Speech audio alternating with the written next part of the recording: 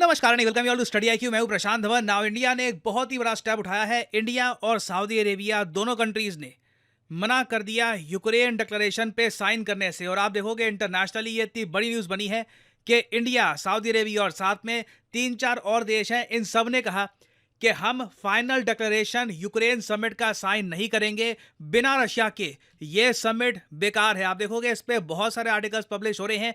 पूरी दुनिया इस पे ट्वीट कर रही है कि ये यहाँ पे सब कंट्रीज हैं जिन्होंने साइन किया है यूक्रेन का पीस डिक्लेरेशन। मगर इंडिया, सऊदी अरेबिया, दो बड़े दिग्गज देश जिनसे उम्मीद थी कि ये साइन करेंगे इस डिक्लेरेशन को, मना कर दिया दोनों कंट्रीज ने। और रशिया का जो मीडिया है, देखिए, इस डेवलपमेंट को लेकर बहुत खुश है कि इंडिया ने खुद को डिस्टेंस कर लिया है, दूर कर लिया है from the Swiss Ukraine summit. ना आपके माइंड में यहाँ पर बहुत सारे क्वेश्चन होंगे कि ये हुआ क्या है, रशिया किस बात को लेकर खुश है। ये लगातार जो ये आर्टिकल पब्लिश हो रहे हैं कि हमने एक डिक्लेरेशन साइन नहीं किया, इससे हम दूर रहे, ये कौन सा डिक्लेरेशन था, आखिर यहाँ पे हो क्या रहा था। बहुत ही ज़्यादा सरल भाषा में सब कुछ समझाता हूँ। देखिए, यूक्रेन रशिया वॉर को आज के समय, जब मैं ये वीडियो रिकॉर्ड कर रहा हूँ, 2 साल 3 महीने से ऊपर हो चुके हैं। जी हाँ, लंबे समय से ये वॉर चल रही है और ये मैप बदलने को नहीं आ रहा। ये जो एरिया है यही रशिया अभी तक कब्जा पाया है। ऊपर नॉर्थ में कुछ कॉन्फ्लिक्ट चल रही है बट ज़्यादा कुछ रिजल्ट निकल के आ नहीं रहा। और ऑब्वियसली पूरी दुनिया ही चाहेगी कि ये वॉर अब खत्म हो जाए। 2 साल से भी ऊपर एक वॉर चले, अजीब लगता है। और अभी तो दोनों कंट्रीज कह रही हैं कि हम 10 साल वॉर करने को तैयार हैं। पूरी दुनिया ने यहाँ पर एक आइडिया निकाला कि चलिए एक समिट करते हैं। दुनिया के बड़े कंट्रीज ने कहा कि एक देश लेते हैं, न्यूट्रल कंट्री जो इंटरनेशनली रिकॉग्नाइज्ड है as a neutral country. For example Switzerland.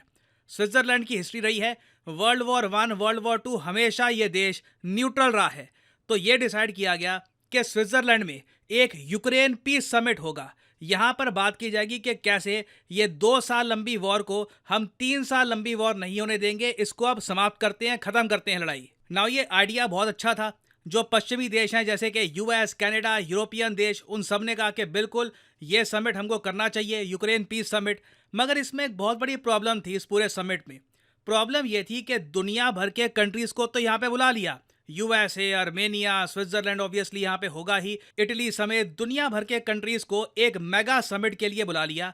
मगर रशिया को ही इस समिट से बैन कर दिया। यूक्रेन ने कहा कि हम रशिया से बात नहीं करेंगे। मगर प्रॉब्लम यहाँ पर यही है कि जब जंग ही यूक्रेन रशिया के बीच में है, आपको रशिया को समिट में इनवाइट नहीं करना, तो ये समिट फिर किस बात का, किस बारे में डिस्कशन होगी। जो डिक्लेरेशन निकलेगा, जो निष्कर्ष निकलेगा इस समिट का, उसकी इंपॉर्टेंस क्या होगी जब आपने रशिया को ही यहाँ पर नहीं बुलाया।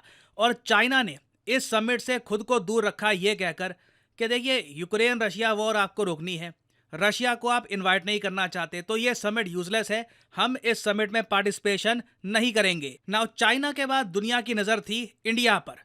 इंडिया रशिया का बहुत पुराना मित्र कंट्री है। क्या इंडिया भी इस समिट को स्किप कर देगा? देखो, इंडिया ने एक बहुत ज़्यादा इंटरेस्टिंग मूव चला।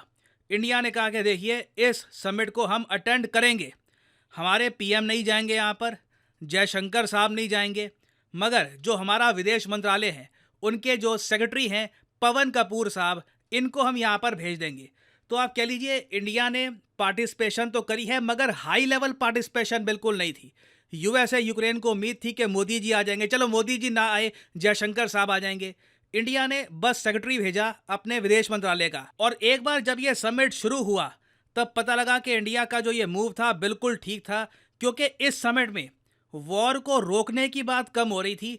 जो सारे यूरोपियाई देश थे एक एक करके बस रशिया को धमकियां दे रहे थे। फॉर एग्जाम्पल, इटली की प्राइम मिनिस्टर जॉर्जिया मेलोनी, इन्होंने ये तक कह दिया कि अगर रशिया ने हमारी टर्म्स पे एग्री नहीं किया, अगर रशिया ने अपनी सेना यूक्रेन से नहीं निकाली, we will force them to surrender, Russia को सरेंडर करने पे मजबूर कर देंगे ये। फिर पोलैंड देश के जो प्रेसिडेंट है डूडा, जब इनकी बारी आई, इन्होंने यह तक कह दिया कि रशिया को तो 200 कंट्रीज में हम डिवाइड कर देंगे, क्योंकि रशिया में इतनी सारी एथनिसिटीज हैं, ये एक सिंगल कंट्री हो ही नहीं सकता।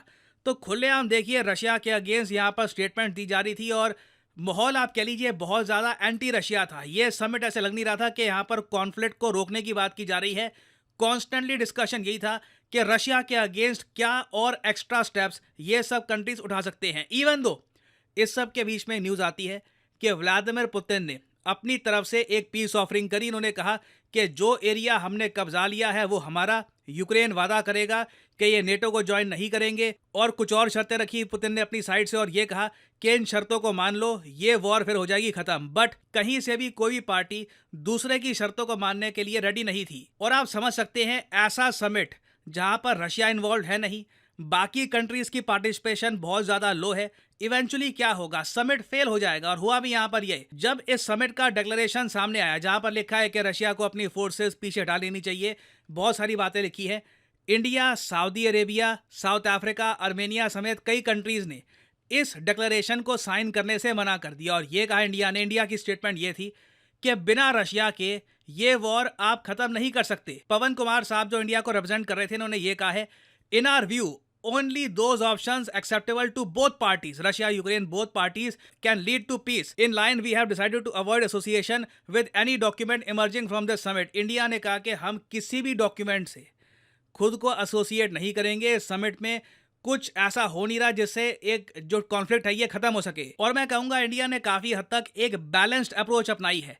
चाइना की तरह इस पूरे समिट को बॉयकॉट भी नहीं किया और इस समिट को अटेंड करने के साथ ही साथ इस डिक्लेरेशन पे साइन ना करके रशिया को भी मैसेज भेज दिया कि हम आपके अगेंस्ट है नहीं। तो आप कह लीजिए इंडिया ने बहुत अच्छे से बैलेंस किया है इस पूरी सिचुएशन को। और रशिया ऑब्वियसली ये सब देखकर बहुत खुश होगा। यहाँ पे आप देख पाओगे वर्ल्ड मैप, जो भी नीले देश आपको दिख रहे हैं ना, ये वो देश है जिन्होंने यूक्रेन के पीस समिट का डिक्लेरेशन साइन किया है। इंडिया ने, जैसे मैंने आपको बताया, साइन नहीं किया है। चाइना यहाँ पे था ही नहीं। तो आप कह लीजिए अफ्रीका, ब्रिक्स कंट्रीज, कोई भी BRICS country by the way इस डिक्लेरेशन को साइन करते हुए नहीं दिखी। और इवन आप अगर आसियान देशों में देखो तो फिलीपींस के सिवाय किसी और आसियान कंट्री ने साइन नहीं किया है इस डिक्लेरेशन को। ओवरऑल ये डिक्लेरेशन एक मैसिव फेलियर है। और ये बात सिर्फ मैं नहीं कह रहा, स्विट्जरलैंड जिस देश में ये समिट हुआ है उसी के लीडर्स ओपनली कह रहे हैं कि जो ये यूक्रेन समिट है ये एक एम्बैरेसमेंट है। स्विट्जरलैंड का इतिहास रहा है कि ये काफी बार कॉन्फ्लिक्ट्स खत्म करते हैं, यहाँ पर हिस्टोरिक समिट्स हुई हैं, मगर इस फेल्ड समिट से स्विट्जरलैंड का भी नाम खराब हुआ है। कल को स्विट्जरलैंड को as a serious destination for summits, for peace summits देखा नहीं जाएगा। तो again it's a huge disaster और मेरे हिसाब से ये समिट करना ही नहीं चाहिए था। बट यूएसए और यूरोपियन कंट्रीज ने अपनी तरफ से ट्राई किया, but their attempt was a huge failure. तो अभी देखिए इस टॉपिक से रिलेटेड बहुत सी डेवलपमेंट सामने आएंगी। देखना होगा कि क्या यूएस इंडिया के अगेंस्ट कोई स्टेटमेंट देता है रिगार्डिंग दिस टॉपिक के इंडिया ने डिक्लेरेशन को साइन नहीं किया। रिएक्शन क्या आता है वर्ल्ड कम्युनिटी का, ये देखना होगा। It will be very interesting to see.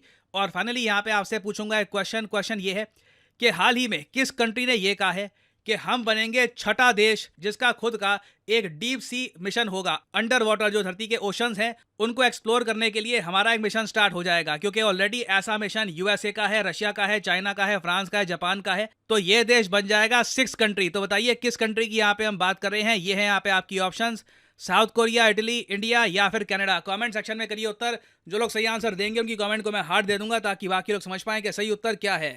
और फाइनली आप लोगों के लिए एक इंपॉर्टेंट मैसेज, अगर आप यूपीएससी एग्जाम की तैयारी कर रहे हैं, आपके पास टाइम है, 1-2 साल का आप कॉलेज स्टूडेंट हैं, आप रुक के आराम से प्रिपेयर करना चाहते हैं यूपीएससी एग्जाम के लिए, तो कमेंट सेक्शन में जाइए, यहाँ पे आपको मिलेगा ये लिंक, इस लिंक पर करिए क्लिक और यहाँ पे आपके सामने खुल जाएगा ये पेज। अगर आप मोबाइल फोन पे हैं तो आप स्टडी IQ की जो ऐप है ये भी कर सकते हैं डाउनलोड, और यहाँ पे आप परचेज कर पाएंगे स्टडी IQ के वेरियस कोर्सेज। स्टडी IQ के प्लेटफॉर्म में स्टॉक मार्केट से लेकर UPSC, SSC, UPSC optional various courses available हैं। स्टेट पीसीएस कोर्सेज भी अवेलेबल हैं, यहाँ पे आप देख पाएंगे। और जो हमारा फ्लैगशिप कोर्स है यूपीएससी P2I कोर्स, P2I इसलिए इसको कहा जाता है क्योंकि प्रीलिम्स से लेकर इंटरव्यू तक ये कोर्स आपकी हेल्प करेगा।